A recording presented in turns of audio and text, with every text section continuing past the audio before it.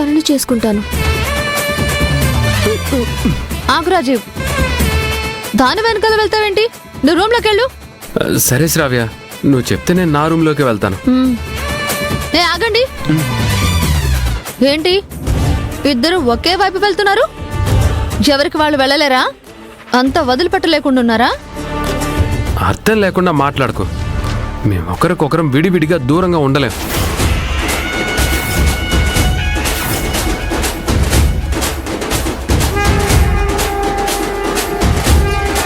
ఏం మాట్లాడుతున్నావు రాజీవ్?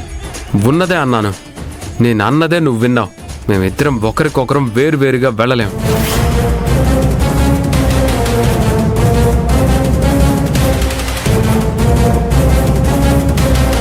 ఏ జ్యోతి, పూజ జరిగే గ్యాప్లో రాజీవ్ని నీకు దూరం కాలేనంత కొంగును కట్టేసుకున్నావా? కొంగు ముడి వేసుకున్నాం. సూర్యాస్తమయం దాకా ఆ ముడి విప్పటం కుదరదు.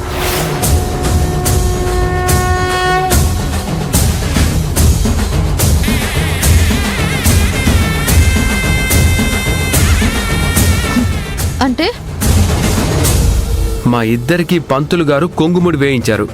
సాయంత్రం దాకా విప్పకూడదని, విప్పితే అరిష్టం, అమంగళం, అపచారం, అనర్థం ఇలాంటివి చాలా వస్తాయని అమ్మ ముందే పంతులు గారు చెప్పారు. అందుచేత చీకటి పడేదాకా మేమిద్దరం ఒకరికొకరం వేరువేరుగా వెళ్ళలేం, దూరంగా ఉండలేం.